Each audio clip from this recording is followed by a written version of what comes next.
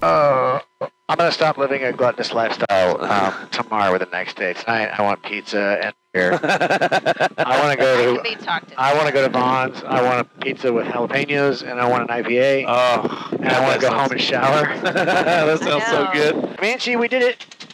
No, Scrooge just came. Where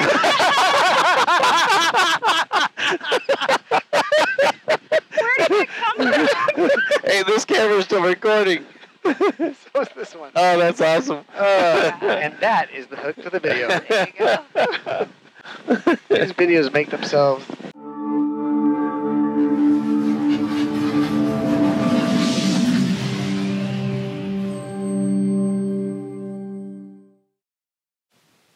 The very first thing you do when you arrive at Oshkosh is sort of establish situational awareness, get acclimated to the area, where you're at on the field, and where you are in proximity to the things you want to see.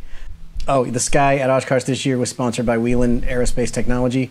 So AirVenture is like its own little city where there's 100 things going on all the time. And you can really spend the first day just kind of wandering around looking at the sky, sort of trying to figure out the lay of the land and what all you want to do.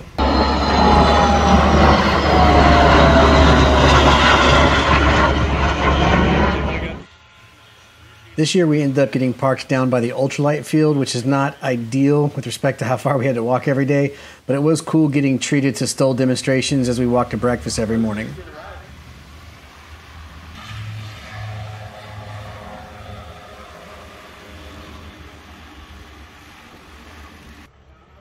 For me, it's pretty easy to burn through the first half of the first day, maybe even more, just walking through the different areas where all the planes are sitting, where folks are camping. I love airplanes. I love to look at airplanes and walk around airplanes. Even these goofy airplanes here. Actually, I may team up with these people next year because they got a much better spot than I did. But after a few hours of walking around looking at airplanes, it was time to go to Friar Tuck's. This is one of my favorite places to eat.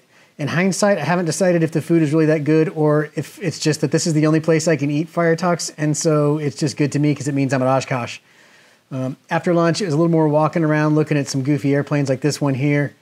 And then before I forgot, I had to run to the merchandise area because my recollection was that this stuff sells out pretty fast. Once I'd finished eating, spent a few hours looking at planes and bought some shirts for myself and people back home who were unable to make it, it was time to look for that yellow balloon in the sky that takes us to SOS Brothers. SOS Brothers is a fantastic place to hang out in the evening. That's where most of the people that I know that I only get to see here once a year end up in the evenings, and so it's great to see friends. This also tends to be the place where I most frequently run into people who are fans of the channel. It's always really good to stop and talk to those folks and say hi and just thank them for the support. So that happens here a lot too, and it's really cool. And quite frankly, the bands this year were just amazing.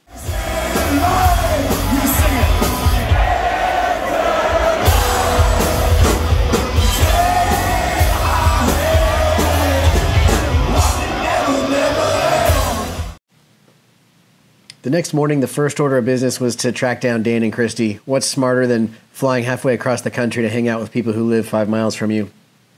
Dan and Christy were at the Flying Eyes booth, and it was a very cool location they had out there sort of in the middle of a busy area. So we got to bump into a lot of old friends and, of course, meet some new ones. You might recognize this guy. Captain Joe was there. Always cool to talk to Joe. More about him later. We actually got to eat lunch with him and visit with him. But it was fun to talk to him. I hadn't seen him since I flew with him 2 years ago when he came to Dallas. Fans? No. Are you not? No. I've met some really nice people here, and no, it's been good. It's been good so far, yes. Dean from Flying Eyes is a really smart guy. Everything at Oshkosh just about is under a bright white tent. Dean has this black tent that sticks out like a sore thumb. It made it very easy to find what I now refer to as home base while I was at Oshkosh. I talked to Dean a little bit about his products. He's not a sponsor of my channel, but he is a friend of mine. And I haven't really talked to him a whole lot about his business or how these Flying Eyes glasses that I see everywhere work. He's got a really interesting operation. We have so many different lens and frame variations that we couldn't create enough inventory for everything to sell here. So we have them, the frames are finished with just clear demo lenses. And when you order a pair of glasses from us, right here at Oshkosh or Sun and Fun or Reno, we take that frame and we put the lenses. Do you guys do monocles, so like a Mr. Peanut type of thing? Just a flying eye? What do you You know, I've been a pilot for 25 years, and coming up with this material and having them fit under a headset or helmet has been really, really important. But what I realized over the years is everybody's got a different head shape, size. I was informed I have a classic face, whatever that means. Yeah, I don't know what that is. So I liked some different ones, but with my classic face, I got the Ospreys. Again, while Flying Eyes isn't a sponsor of the channel, Dean was kind enough to give me a discount on a pair of sunglasses. I've been wearing them since AirVenture, and they're pretty good. There's a reason you see Flying Eyes sunglasses advertised all over aviation YouTube, so check them out if you get a chance. They're pretty good. So the biggest thing on Monday was this meet and greet that we had set up. We did one last year, which went pretty well. Last time we just sort of piggybacked onto a talk that Martin Pauly was giving, and we sort of loitered outside that and met with people. This year, it was a little more formalized, and we were given a forum. The turnout felt very significant to me, and Dan and Christy ended up shooting an episode of In the Hangar, and then we did a big Q&A. It was a lot of fun for us, and I think the people who showed up had a lot of fun as well. I get it all, and you laugh. It's one of you that's making the comment, and that's why we brought you here. So I'm always defending myself in the comments, like, okay, just give me a list of what I'm not allowed to do, and I'll put out 3 videos a year because I've chosen the hardest niche that I could possibly put myself into, and I want to be in your niche, Josh. It was really cool. If you're interested in aviation or YouTube or starting a channel or a lot of the different aspects of stuff we do, we cover a lot of it. So head over to Dan Milliken's channel after this, and you can watch the entire video. I'll put a link in the description. After spending a day with friends, it was time to go have dinner with friends as well. I went to dinner with the fire pilot and some other folks, and we're going to go to a really weird place here that has nothing to do with aviation, but this is a pretty amazing thing. I've never seen this in person. There was this young man named Gavin who has an amazing skill that looks like magic to me, and for no other reason than I find it interesting, we'll throw this in the middle of the AirVenture video. His brain is getting so much information. Okay, I'm ready. And go. No pressure. The world is watching. How does this happen? This actually looks, to me, I don't really know what I'm doing, but it looks easier than the last one. Did you see he just took all the stickers off and put them back on? That's how I do them. Skill and pressure. Almost there. Come on. Oh, what did I do? Oh, now you twisted a corner, didn't you? I don't understand what that even means. Twisted a corner. Yeah. Look at that. He re-engineered it. The rules. No, it's not, because it was already twisted. It's impossible. He figured out that you messed up the system. It wasn't in the paper. It's impossible to solve it when you twist a corner. Well, I didn't know that. Okay, I'm sorry. Fire pilot twisted a corner. I don't even know what twisted a corner means. He was twisting a corner on the arrival, too, by the way. It's Tuesday morning, which means time to fly. My wife, Erin, had flown commercial into Appleton. I departed Oshkosh to go pick her up that morning, and we got to fly the Fisk approach into AirVenture. Flying in on a Tuesday was significantly easier, far fewer planes, and a little more relaxed. So we got to have that experience without all the stress. This time they referred to us as a Cirrus instead of a Bonanza, so I think they're getting further away from the mark. I did not hit the dot this time. They assigned us the yellow dot, and I flew way past it, but being consistent, I slammed the plane into the runway as hard as I could. I've always heard that if the plane is reusable, that's a good thing. I'm not sure whether the runway is reusable, but here's our flight into AirVenture. Attention all aircraft, Oshkosh is arriving, runway 36 and runway 27. Tower is super busy today. They want us to give them 1 mile spacing. We'll do that with runway assignments here at Fisk. We'll talk to you when you get a ½ mile south. Please familiarize yourself with those procedures as well as the Green Lake transition. We are utilizing Green Lake transition today. Find somebody of similar performance to follow. 90 knots at 1,800. If you cannot do 90 knots, then go up to 2,300. We'll descend you when you get here and maintain 135. Everybody inbound to Fisk on these transitions. Again, this is an out the windows sort of beautiful VFR day. I don't want anybody following the GPS. No pink line following today. Get your eyes out the windows. I need you to be able to see traffic. This is a safety thing, folks. Low wing, ½ mile south of Fisk. Looks like blinking tip lights. Rock your wings. One more thing, folks. Make sure you are directly over those railroad tracks. I don't want anybody following these GPS waypoints. Those are advisory only. They'll keep you from getting lost, but they're not going to keep you safe today. Good job. That's the correction I need. We know when you're cheating, folks. Over the railroad tracks, eyes out the window. The Cirrus type off to the left of the tracks. Rock your wings. Good rock, Cirrus. Make a right-hand turn, tight right-hand turn, actually, to get to the east-west road. Keep that turn coming. Tight turn, Cirrus. Turn it hard. There you go, Cirrus. Once you get over the east-west road, I need you to keep a microwave tower off your right wing. Just keep it there. That puts you at base entry, runway 36, and you can monitor tower 126.6. Am I low wing? Start that base turn for me. Start that base. You're going to be airborne. You're in front of the DC-3 there behind you. Runway 36 left, yellow dot, clear land. Yellow dot, clear to land, 36 left.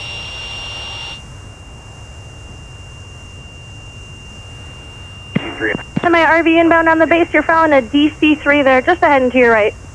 We are... Am I RV? You tell me if you see that DC-3 right there. Here. Yeah, got it, ma'am. Okay, RV, you're going to follow him. You're going to follow him. He's Yellow going to be full length, and you'll be behind him, runway 36 left on the purple dot, clear to land. 36 left on the purple, thanks. 36 left on the purple. Okay, I can see the GPS before that. Look at all these planes. There's a lot. And for my RV change of plans, you'll be straight in for 36 right, runway 36 right on the green square, clear to land. Okay. And for my tri-motor, you're following an RV, turning short final there. Yeah, the big Ford's going to arrive first. And for my RV, take it down to the red square, for me. Red square, 36 right, clear to land. Oh, yeah. Damn it. Look who came to AirVenture. It's me. It's Erin. She doesn't even like airplanes that much. They're okay. Once we landed, my goal was kind of just to wander aimlessly with Erin through AirVenture so she could kind of take it in and see what this is all about. We hit the notable areas, the North 40, South 40, home-built warbirds. We went through this main area where they keep the big iron and the fighter jets, which was really cool. It was only a couple of miles of walking before we decided we were going to start using these trams. These are fantastic and far more efficient ways to get around. In hindsight, we were doing about 15 miles a day on foot, so these trams were a blessing. It's a great way to save your legs and keep fresh because there is no doubt you're going to be walking back to your campsite at some point, and for us, it was usually about an hour walk from wherever we were. After we were done kind of taking in AirVenture from the trams, we decided to head over to the Flying Eyes booth to find Dan and Christy and find some other friends. We ended up getting invited to do an interview with Captain Joe, which was fun. Erin was very excited to meet him, as well as many other people out here. Joe interviewed me for his overview Oshkosh video, which is going to be on his channel, and then we had lunch with him, which was very What nice. are we doing, Joe? We're going to do a brief interview for my after review video of Oshkosh, and I'm excited for that. How long have you been a pilot? 14 years, I think we're This coming your up. first Oshkosh? First Oshkosh. All right. First air show ever. First I've never air been to show. an air show before. Yeah, so it's quite a big deal today. Yeah. Well, it's good. Do you feel like a kid, just overwhelmed? Yes, I'm slightly starstruck by everything that's standing here. It's just amazing. It is just absolutely amazing. It is amazing.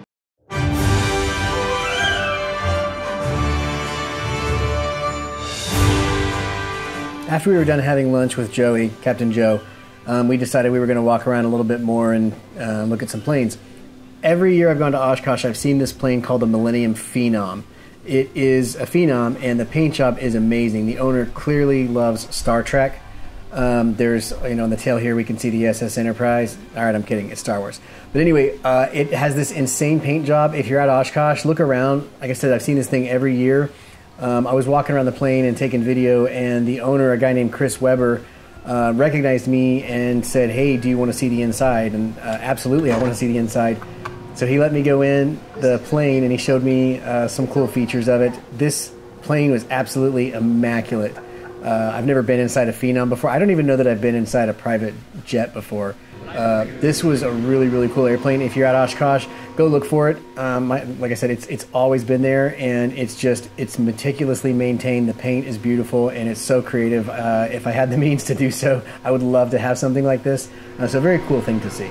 His name is Chris. Yeah, Chris Weber. Thank you very much for letting me. You're welcome. That was awesome. Yeah. What do you think?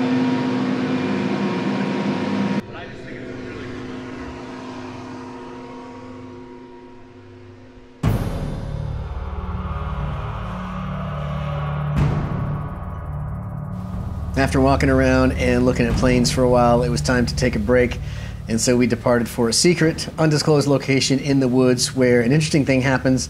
They stopped doing this for a while, and it looks like it's back. There is a place in the woods at AirVenture where there is a man who keeps a coffin full of ice and cold beer. You bring cold craft beer from wherever you come from, leave one in the coffin, and take one out for yourself. We didn't have any with us, but it was still a fun thing to see. And if you guys can find this, it's a pretty neat little hidden gem at AirVenture. You go out there, talk to the man who runs the place. He does this little beer-centric blessing, and you enjoy a cold one with friends.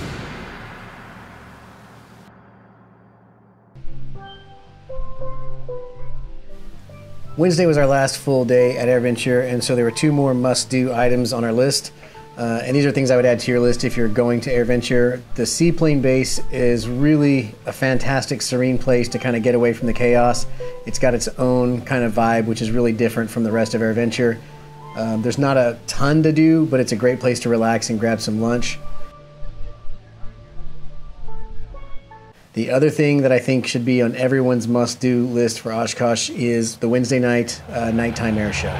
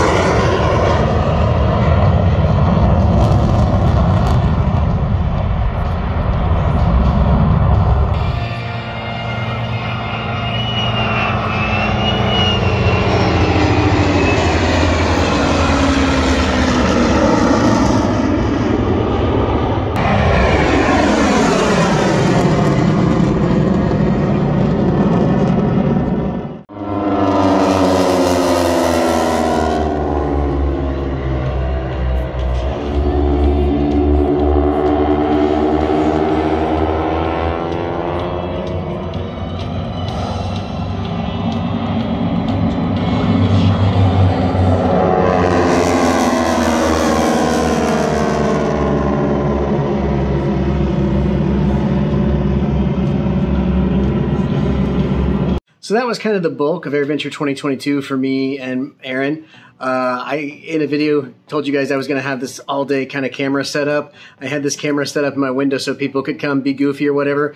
There wasn't a lot of traffic because I was so far in the vintage, really in the South 40 almost.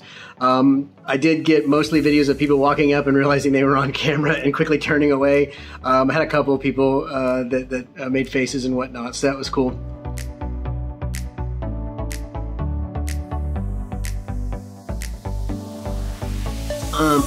If you've been following my channel for a while, you know when I go to or from Oshkosh, there's the stop I like to make where this woman, Ruth, has been cataloging people who stop in for fuel and to visit for, gosh, I want to say 21 years now.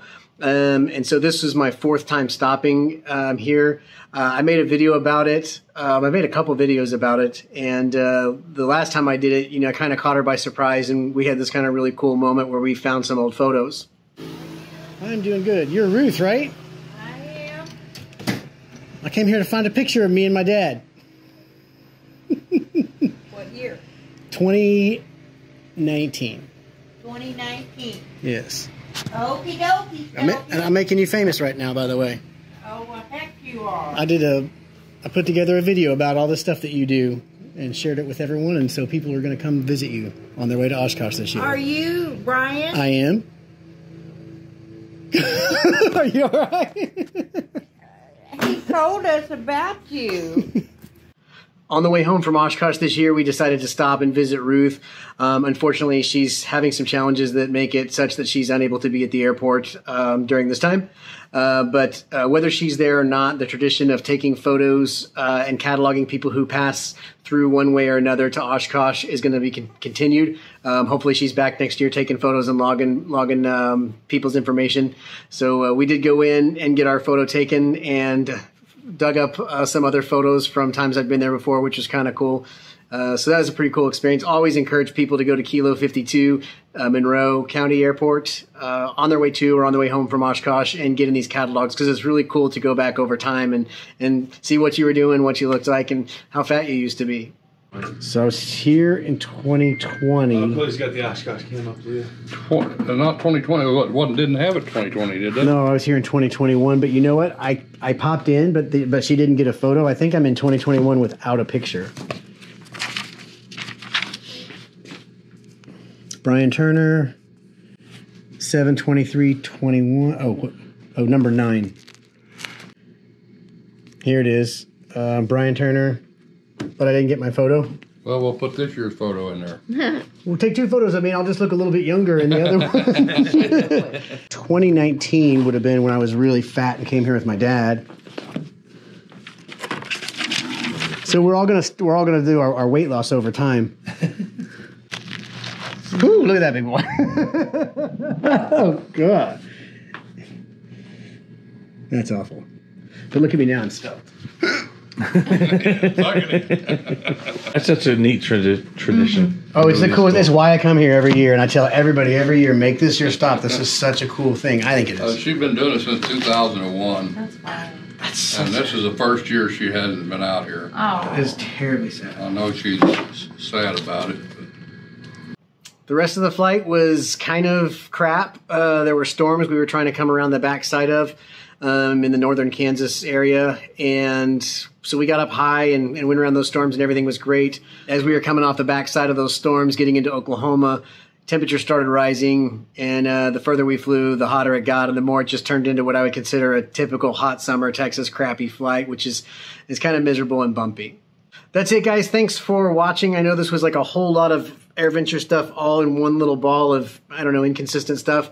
But I want to get all the Oshkosh stuff done. I'm going to take a week, maybe 2 weeks off from making videos just because I need to relax a little bit. This is a very hectic time.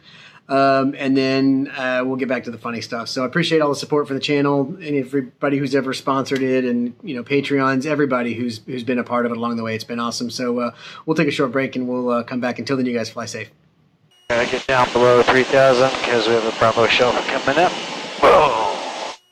Or the plane can just throw us around like a sack of potatoes. You know, if you would fly a little smoother. You know what? That's not how I do it. I gotta stir the fuel. This helps. Oh God, I gotta climb, like pointing down, but I'm climbing. Oh. Texas sucks. I'm just gonna throw that out there. This sucks. This is hot. I don't want to fly here. It's like I'm closing the vents because I don't want hot air blowing in my face anymore. This place is disgusting. I can see my house. Like it's just so like I just want to go there. Southwest traffic, Commander 7420 Papa 6 miles to the east, gonna enter left base for 17, full stop, northwest. Nobody's doors came open, no one got sucked out, nothing bad happened on this flight. It happens all the time. I've read about it. Warm. I can smell your sweat. Gross. Or maybe it's mine. I just know it smells. And the plane's having trouble staying in the air. Aaron, I'll give you this, man. You're a good flyer. Why, thank If she's reading a book, she doesn't know the plane's falling apart in the sky. First notch flaps, gears still down. Thank you, Comanche, for being good to me. And helping me have a good Oshkosh. We're gonna land and we're gonna like open the door and then be like, that did nothing good.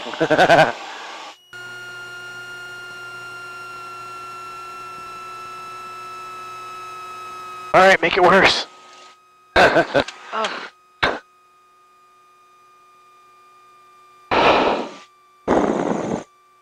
We got great. Oh, it's like a hairdryer. The hairdryer, I was about to say. Click this link to see the most recent video upload. Click this link to see a video that YouTube thinks you might like. Click this link to subscribe to my channel.